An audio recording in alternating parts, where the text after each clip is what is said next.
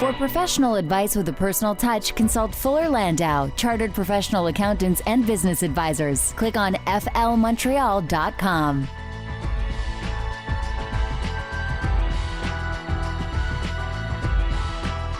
7:07 on today's Entrepreneur, a program about the entrepreneurial spirit that drives Quebec business. My name is Dan Delmar, along with FL Fuller Landau's Josh Miller. Good evening, Josh. Hello, Dan. And this evening on the program, we're talking kids accessories. We'll have Jason Ayub in from JuniorKids.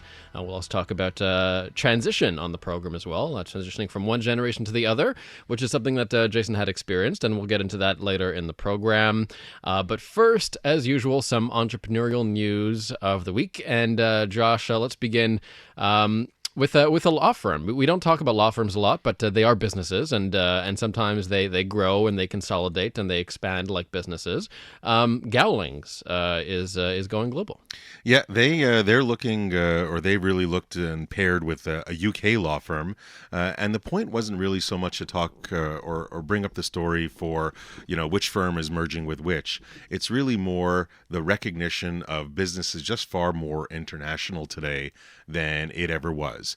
When people are doing business today, when you're consolidating, when you're looking where to sell, where to buy, going vertical, so you kind of take that supply chain and really put it all under your roof.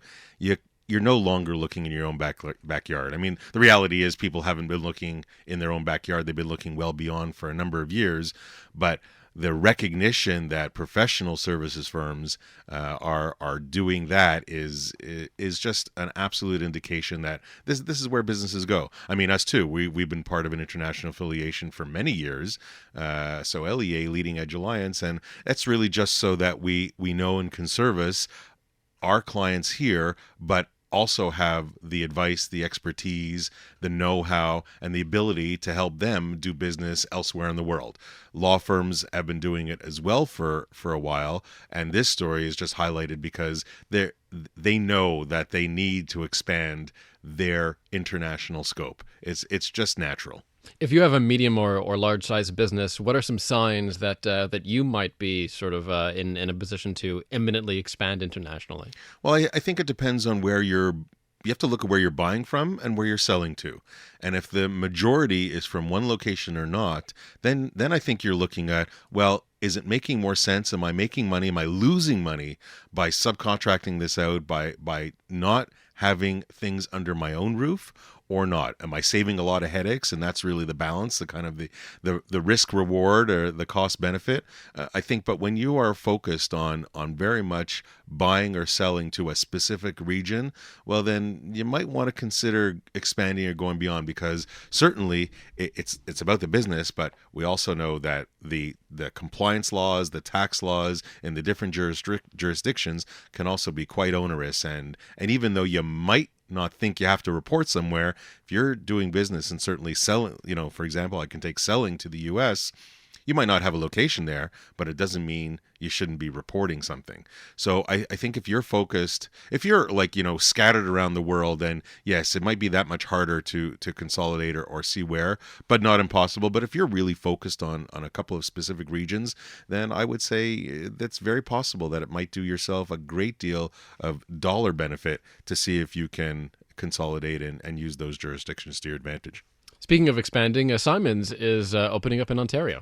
What a great story. This is a Quebec. This is not somebody coming in from outside. This isn't Lowe's buying Rona, so it's outside buying Quebec. This is Quebec, a Quebec name, a well-known Quebec family, a Quebec City family that has its Simon stores here in Montreal, Quebec City, and throughout the Quebec region. They're going beyond the Quebec borders. They're taking their knowledge, their know-how, their style, and bringing it beyond. I think it's a great story that I'm actually surprised it took this long.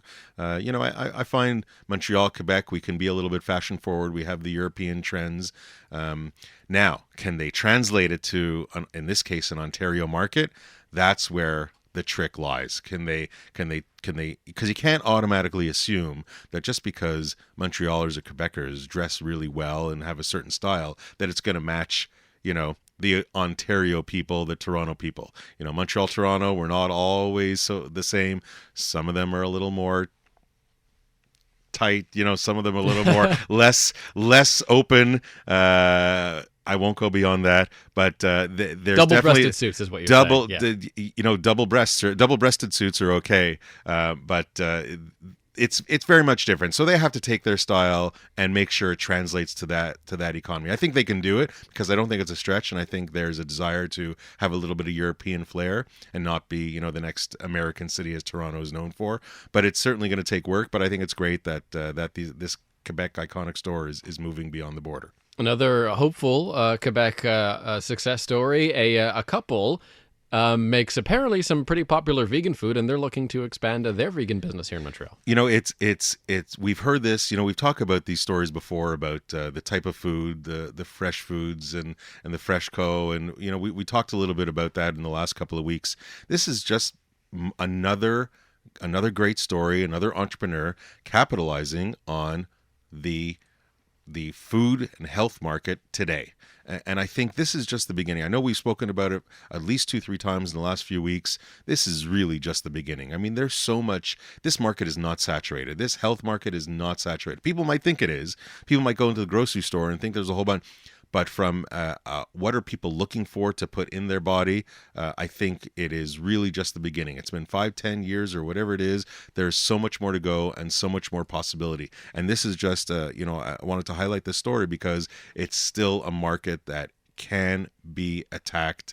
And it's a great idea for anybody that has the right flair and it's creating the reason why to come to the store. We're a broken record about that, Dan, but why come into the store? Well, why in this case is health reason, and that is the trend. And so Vegetarian Gourmet wants to help export their burgers worldwide. And one of their keys to their success, it seems, is those in-store displays. Does that still work when you sort of go into the store and give away little samples? Well, how well? If you're selling food and you're selling taste, and you don't want people to think, hey, vegan food is like cardboard, because it's clearly not. Well, then, yeah, you might want to actually go out and give a little sample. It's like going to the SAQ and having try one of the alcohols that as soon as you walk in the door. They want you to fall in love with their product and their flavor, and what better way than giving you something for free? From Report on Business, 5 ugly truths about entrepreneurship. I'll read them out really quickly and then get your comments, because some of them I can definitely relate to. Mm-hmm. You are more likely to fail than succeed. You can lose everything. You will experience extreme stress. Check. You will lose touch with some family and friends in the beginning. Check. You will have regrets at some point. What do you think? Clearly, they're all true. It's how you manage each of the points, because they're all going to hit. You're going to have your failures. You're going to have your stress points. You're not going to be talking to family, whatever. But it's how you manage it and how you keep yourself grounded as an entrepreneur. Much easier said than done. There's no doubt about that. But if you at least surround yourself, what I'll add here, what can help any of these situations is if you surround yourself with 1 or 2 or 3 people that can help keep you grounded, that can throw questions at you, that can challenge you every now and then. I think it's easier to manage these situations that are inevitable. You're perfectly correct. And I know you've lived that. I've lived that as an entrepreneur as well. But it can be managed, and it can have a softer landing if you have the right people around you that you can help bounce ideas and, I'll say, commiserate a little bit, but that's not it. It's really to share and grow beyond. Today's entrepreneur on CJAD. We'll get to our profile this evening. His name is Jason Ayub of JuniorKids. That's on the way, 7:15 on CJAD. For professional advice with a personal touch, consult Fuller Landau, Chartered Professional Accountants and Business Advisors. Click on flmontreal.com. 7:18 on today's entrepreneur. Inspiring stories from outstanding business people. Dan Delmar and FL Fuller Landau's Josh Miller with you. And this evening we welcome our guest, Jason Ayub of JuniorKids. Jason, welcome to CJAD. Thank you. Thank you for having me. So first question is the easiest. Tell me about yourself and about JuniorKids. JuniorKids is a mega store of formal wear for kids for any special occasion. We have it's a princess store and a prince store where we have every dress, every shoe. It's a one-stop shop for suits and dresses and all that stuff. So we want to be known as the Moors for kids, and that's what it is. Now, you didn't start this business? How did you get into this business? I got into this business, well, my father started this business several years ago, and it was always in the women's and men's and, casual kids clothing and all that stuff. And then When I joined and I took over a couple of years back, it turned it into dresses and suits and trendy clothing for kids, and so that's how it started. Now, we always talk about, one generation to the next and transition. How did you find, was that an easy transition? Like, were you in the business for a while? Did you know how he operated and when he was kind of winding down and you were ramping up, because I presume there was some transition. Yeah. Was it smooth?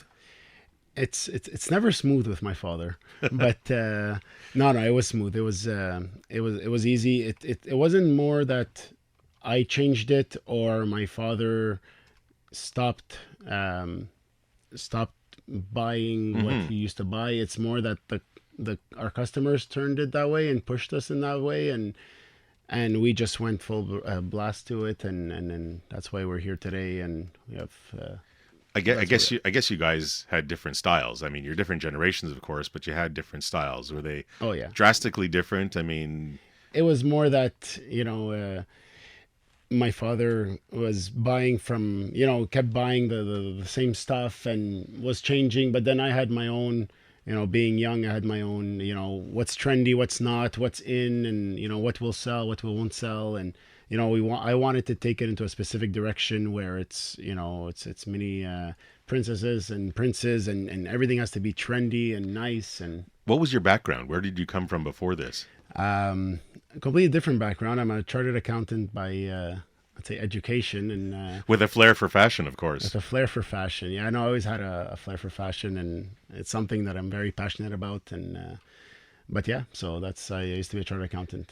So do you find that your background as a CA or CPA now, how important was that? How much did that help? It's very important. It opened lots of doors. It sort of helped me understand the business, not only from a stylish point of view, but also from a financial point of view, and how to buy and how to work within a budget and all that stuff. So it helped me a lot, and it also helped opens doors for banks and all that stuff. So it's a very, very big part of my life. Did it help you, I guess, were there processes before you got into the picture, or did you kind of create a few after you got in based on that background, based on whatever spreadsheets you were working with over time? Yeah, I mean... and what was maybe the most important process change that you added when you came into it?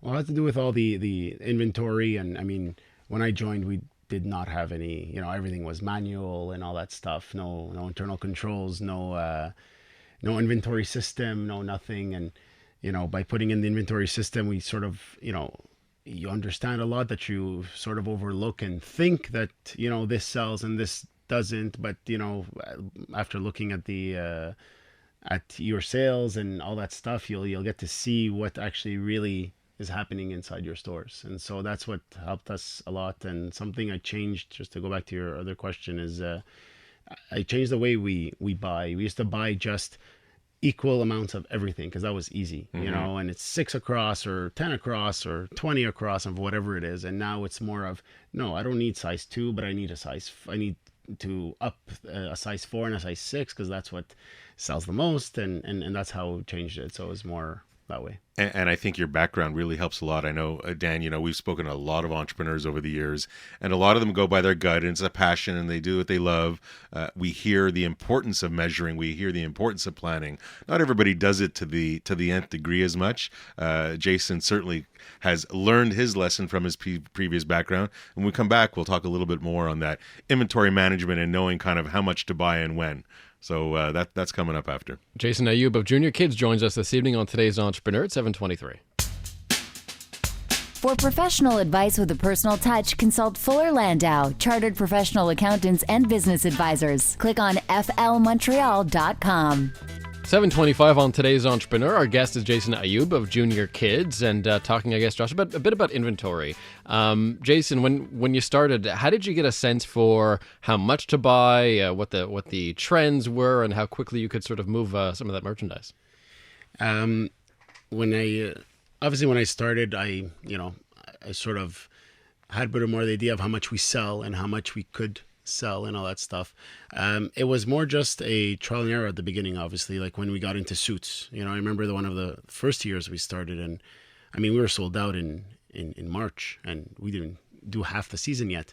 And so I went in, I ordered some more from my suppliers. Obviously, it's all about creating this relationship with them, and and they didn't have, so I had to go. They found me some, and we ordered that. Sure, did I pay more expensive? Yes, but at the end of the day, I learned for next year to up it up and try to sustain for the whole season. At the end of the day, that's what I did. So now your suppliers, where are you buying? You're buying local. You're buying overseas. Where are you buying from? We buy everything. Very, very.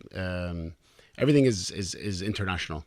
We want, the main basis of our stores is that we want every kit to be unique, and so everything comes from everywhere else in the world. Like, we have suppliers from Brazil, from Panama, London, Italy, Amsterdam, Lebanon, the States, obviously, and obviously China as well. I mean, we have from everywhere, and every country gives its unique flair. And so that's what you'll see when you come into the store. You'll see something from everything. Is there a difference in quality or doing business? Is there a country that you've dealt with that's either easier or harder from one aspect or another? China is the hardest. That I can guarantee you.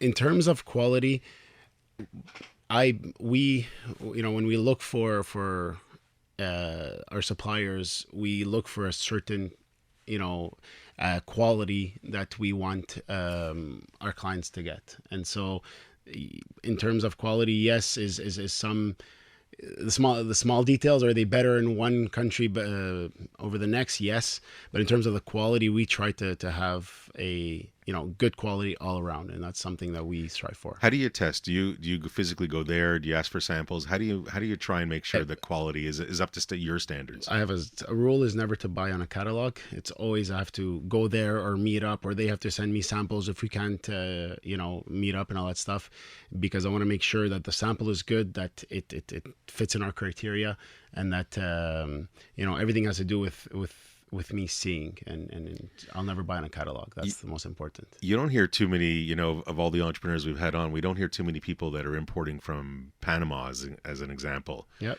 How's your experience in dealing with that country?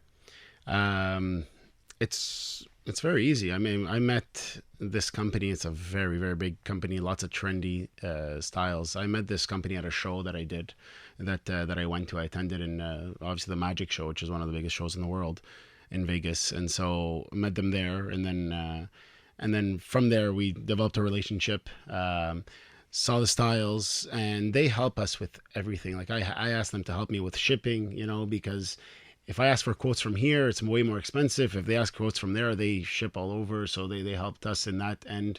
And do we get into these issues sometimes? Yes, we do. Like, I mean, I tried to order from Syria. I didn't know there was an embargo on Syria, and they finished. They didn't know either. And Canada had said this embargo a couple of years back, and, everything was done, and we just couldn't get it in. We couldn't get in. Look, we both lost in that end. Thankfully, it was a trial test, and it was just, a couple of, a few $100s, a few $1,000s, let's say.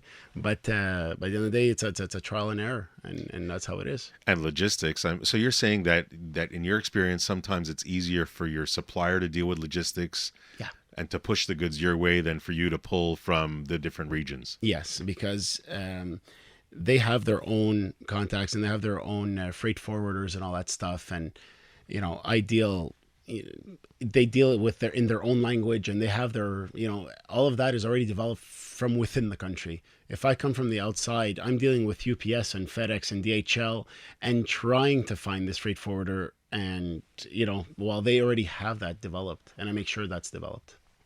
We're chatting with Jason Ayub tonight of JuniorKids. More with Jason in just a moment at 7:30. For professional advice with a personal touch, consult Fuller Landau, Chartered Professional Accountants and Business Advisors. Click on flmontreal.com. 7:36. Welcome back to Today's Entrepreneur, presented by FL Fuller Landau, a program about the entrepreneurial spirit that drives Quebec business. My name is Dan Delmar, along with FL Fuller Landau's Josh Miller. And this evening, Josh, we're chatting with Jason Ayub of JuniorKids, and he's in a business where he gets a lot of goods, does a lot of trade with countries around the world, really, which requires, in some cases, some serious math and some serious calculating to make sure that you're still making money after all the exchanging. And it's definitely a good thing he's got that CPA background that helps him be a little bit more analytical. And I know there's lots of things we want to talk about, marketing and some of your team that we'll get to in a moment. But before, and you mentioned, Jason, that you're dealing with a number of suppliers around the world. Yeah. And today, hot topic or an important topic that all entrepreneurs have to face, foreign exchange, managing your foreign exchange. Canadian dollar is not always doing so hot. The American dollar is expensive. People tend to buy more in that. How are you managing these big foreign exchange fluctuations? And one thing, Josh, this year has been the toughest year for this, obviously, at whatever it is today, probably 136 or something. But and it's down from where it was. And down from where it was, yeah. It's very strategic this year, because this year I ask a lot of my suppliers and to work with me on price, and it's not because I want to have a discount. It's just because we can't. I refuse to push it on to the customer. I really do refuse to push it on to the customer. So I try to take a bit in and then ask my supplier to do the same. So that's basically how I'm managing this at the moment. I guess it comes full circle when you're talking about keeping or developing relationships with your suppliers. This is where it comes into play. Yeah, this is where it comes into play. And I'm telling them, like, sometimes they'll show me something and be like, this will sell. And then I have to convert it from US to Canadian, and then from there adding the shipping and the duties and the taxes, and I'll be like, it could be the nicest thing ever, but it'll never sell for $200 or $300. So I'll just ignore it and let's go with something else, And there's lots of choice, but all my suppliers, the ones that I buy a lot from, are working with me on this. And I just saw it last week when I was at the show, and they're like, you know what, this is the Canadian price and this is the US price. And they have two different prices. For the U.S. customers, they have their own regular price, and then for us, it's way cheaper because they're working with us. Do you also work with forward exchange contracts or futures? Do you bring that into the mix? We not too much of the futures. Like I look to the future, but at the end of the day, this year was a bit tricky because I'm like, you know what, it went up, it's going to go back down, and it went back up, and then I speak to my stockbrokers as well, like personal stockbrokers, and anybody can. It's like throwing. It's a crystal. Yeah, nobody has a ball. Clear crystal ball. So, exactly. At one point I said, you know what, I'll just suck it in. I need to change a couple $100,000. Let's do that, and we changed it, and going on day by day. So now instead of changing the full amount, I'm changing bits and pieces. Whatever I need for today, I'll change. Whatever I need for tomorrow, I'll wait. And that's what I'm doing. But the goal is to get the people into the door so they can buy it regardless what you have. So let's switch gears to marketing. Yes. And tell us what, since you've been in this business, kind of what has been what's worked for you well, like, marketing, the media, and maybe what hasn't worked for you so well. So this year was also with opening the brand new mega store in St. Dorothy. Yeah, because you have three locations now, right? Yes. So where are your three locations, just so we know? We have two on the main wedding street of I can probably tell you all of Eastern Canada, which is Plaza Saint-Hubert. Mm-hmm. So we have two of them there, and then we have the new mega store in Laval and St. Dorothy, and it was a completely different, as a reality check for me when I first opened St. Dorothy, because I was never really into this whole marketing, because I went from the destination, which was the street, into now the destination, which became me, right? And so which became JuniorKids, the destination. Which means you always, Plaza St. Hubert always had foot traffic, because that's where everybody went for their dresses and gowns and whatever. Automatically. You're getting married, that's where you're going. You have an occasion, that's where you're going. Everyone goes there. Everyone from out of town comes here. We get buses loads in the summer on St. Hubert Street. So why did you open up in St. Dorothy?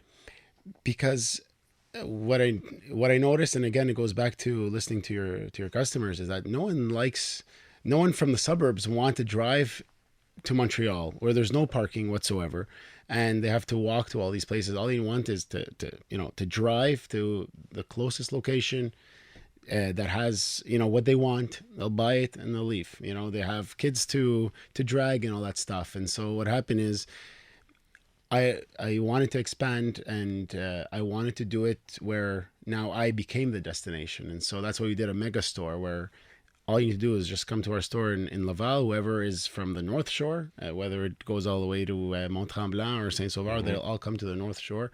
They can come to that store now, and they don't need to drive all the way to Montreal, go into traffic, and look for parking and all that hassle. So now that you have this destination location, Yes. it's not your typical foot traffic. What worked for you? What realization did you come to? So the first day, the soft launch, the first day I opened was a Saturday, and I opened those doors and expecting people to be walking outside and all that stuff, and that wasn't the case, because at the end of the day, I was in a mega center and everyone drives there. So if they don't know you're there, they'll never go there. And so I had to switch my strategy in terms of, now I really need marketing, and I'm the destination. So the second day I opened, luckily this mother came in and she saw her 3 for $12 camisoles, beautiful cotton, all that stuff. And she was like, "Oh my God, I'm looking for these all over the place, and all the mothers are looking for these. Do you mind if I take a picture and put it on the mama group?" I'm like, "On the what group?" And then she's like, "On the mama group." I'm like, "What's that?" And then she goes on Facebook, and there's all these mama groups all over the place. They're all asking for this. I'm like, "Yeah, go ahead to be my guest." And then she put it on and then started getting all kinds of influx of mail and all that stuff from our Facebook page that was mediocre at that time. And then the next day I went to open the store. I still don't have any employees at that time. And there was like 3-4 mothers with their strollers waiting. And they're like, "Do you guys still have those camisoles?" I'm like, "Sorry, but where did you guys hear about us?" And then she's like, "On the mama group." I'm like, "Wow, those mama groups actually work." And so then The power of the mama group. Who'd have thunk it? I picked up the phone and, researched some social media marketing companies, and fell on one of the companies which is working for us right now. And basically all of our marketing is now being done on Facebook and on Pinterest and Instagram, and everything to do with social media and groups, every mama group that exists out there, every wedding group, and we're all over the place. And so that's what's been helping us tremendously. Even we did flyers, and nowhere near the amount of influx that we got from social media. So you did try the flyers, and it really just didn't work. Sent out 20,000 flyers, and I can probably tell you with a $10 coupon, and not even 5% came in on flyers, because no one really. I'm one of them. I'm the one that will go to the mailbox, pick up my letters, throw everything else, or leave them in there, or throw them in the garbage, and that's it. I don't read flyers. Do you find that it's a different market? I mean, you're 20 minutes away. Drive St. Hubert, St. Dorothy. Is it a different market? Is it a different crowd? Did you have to adapt? Is it a different market? I didn't have to adapt. I just had to. It's not really a way different market in terms of dresses and suits, because every parent or every bride that's walking into our store, it's either the first time or the second time. They don't buy this often, so we guide them towards the best of the best. That's what my employees are there for. They've been trained to do that. And so we're sort of like the professionals and trying to go in and make easier way into finding the dress that you want or the suit that you want. So in terms of a different market, it's about the same.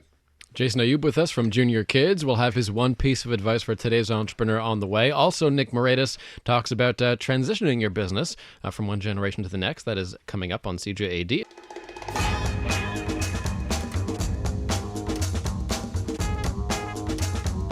For professional advice with a personal touch, consult Fuller Landau, Chartered Professional Accountants and Business Advisors. Click on flmontreal.com.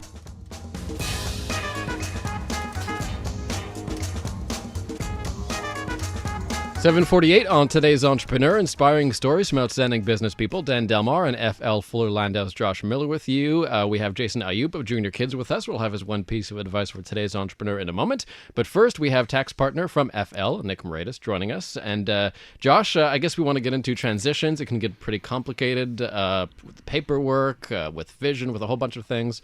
How do you do it successfully? And this is a topic that we can just wind Nick up and he'll kind of can just ramble on for a while, just with all the knowledge that floats around in his head. But Nick, we were certainly, at the early part of the show, we were talking with Jason, and he kind of succeeded his father in running the business, and we know there's a number of challenges. Certainly from a tax point of view. There's a number from a family and a business point of view, there's no question. But from a tax point of view as well, there's a number of hoops you should consider before you jump through them. So there you go. There's some serious ones as well because, and this we may have talked about in past shows, an entrepreneur can sell the shares of his business to anybody he wants but his family. And the fiscal policy allows, I think this year it's $827,000 of capital gains to be received tax-free. But he cannot do that with his family and in the business succession. There was some talk in the last Quebec budget that they're looking to try to introduce it here in Quebec for certain industries. But if parent wants to transfer business to a child but needs money, and the child is willing and able to get the financing to buy the shares, everything will be taxable to the parent. Or if the parent wants to get the availability of the capital gains exemption, it's the child who will suffer for it because he will pay the tax. So when we're looking at business transition situations, sometimes from a parent's perspective, they'll get more money in their pocket quicker by selling it to a third party than trying to transfer it within their own family. So we look to do, well, what do we do? There is a provision where a parent can sell the shares of the business to a child and spread the payments over, say, 10 years and pay taxes over 10 years. He cannot do that with a third party. It's limited to 5. So the government has given us something there. But usually what we end up looking and trying to do, and we try to do it early on in the, I guess, the career of the business, is we get into introducing trusts to own shares of the business, locking up the parent's value in the business in special shares, and planning that at some point in time in the future, the child can accede to being a shareholder of the company in a manner that's tax efficient, but doesn't necessarily give cash to the parent. So we have to then work on, well, how do we fund the parent's life if they've moved off from the business? How early do you have to kind of plan for these things? I mean, not everybody has the foresight to do this when they start their business. So is there a too early or a too late stage that entrepreneurs? Well, I guess it's because there's a lot of motivations to set up what we call an estate freeze and trust. You could be doing it simply for maybe one day I'm going to sell a business. There's no child involved. We want everybody to be able to get this capital gains exemption. It could be for income splitting purposes. Could be for creditor proofing the family's stake in the business. There's a lot of other motivations. But at some point in time, if there is a child who is involved, or more than one child who is involved, and you are looking at, there is your successor, there's your leader who's going to take over. Well, now if you haven't set up the structure yet, you got to start working on it sooner. The longer we delay, there'll be more tax money going to the government on that transition, and we have then the financing issues. How do we get the cash over to the parent? And one last thing I'll mention, and when we're looking at that, now we're looking to life insurance to fund cash, but the parent is no longer there, so it becomes another step.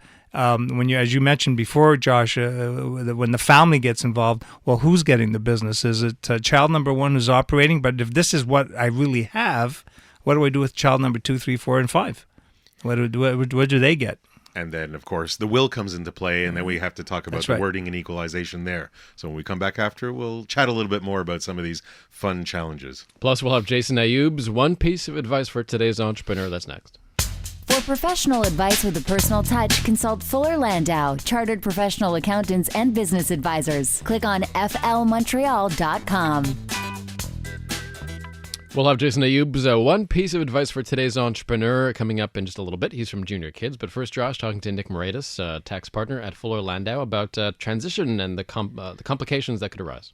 And we were talking about, certain tax implications, and freezes in estates. But the will has to absolutely come into play. If Nick, you were mentioning if there's other siblings and only one's in the business or two and not all of them, the will really has to play a role. Of course, maybe with life insurance as well. Maybe you can elaborate. Well, and we're and this is discussed with clients, I guess, all the time. If at some point in time you're seeing there is a successor, and the decision you have to then turn around and make is, well, should I leave the business to the successor?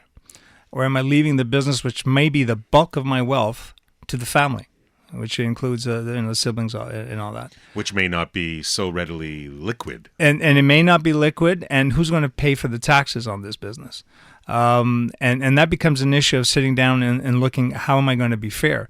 That's when you start looking at, there's management issues. If the business is going to one child, and you have other children who are also shareholders, and this is all handled within the will, but to get to that is a lot of discussion.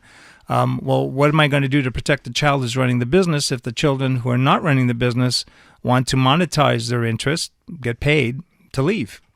And how is the child going to pay for that? Is he going to put the company in debt? Will he find a financier who knowingly is going to give him cash to essentially buy out the siblings? And that becomes an issue.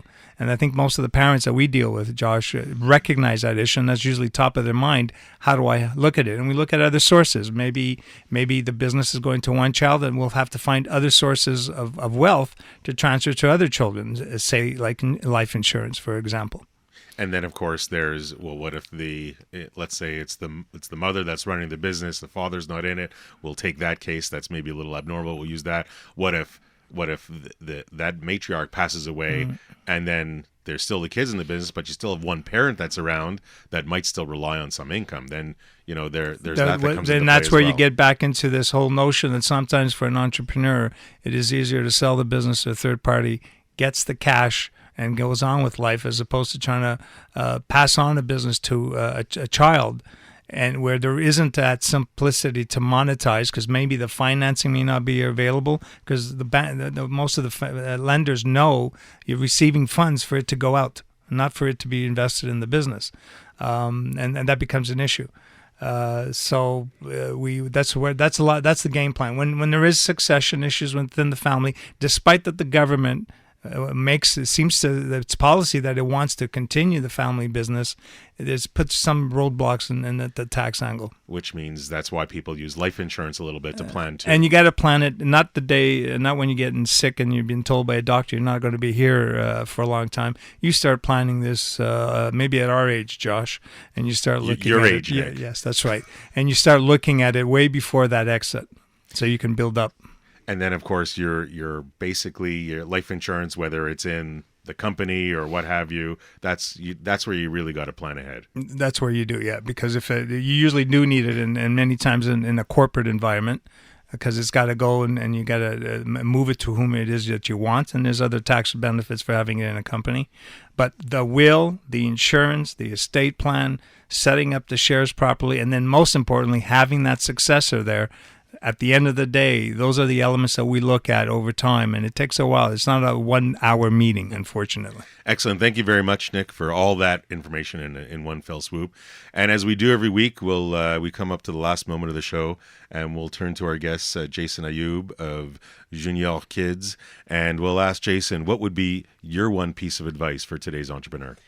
My one piece of advice would be to listen to your customers, listen to your clients, because they will guide you as to what they want and what they will buy. And if you need to pivot, like I did with JuniorKids, and it will probably be because it's for the right reasons, and it will, they will guide you towards what you want, what you need, and what they want. And that's my word of advice: to listen to your customers.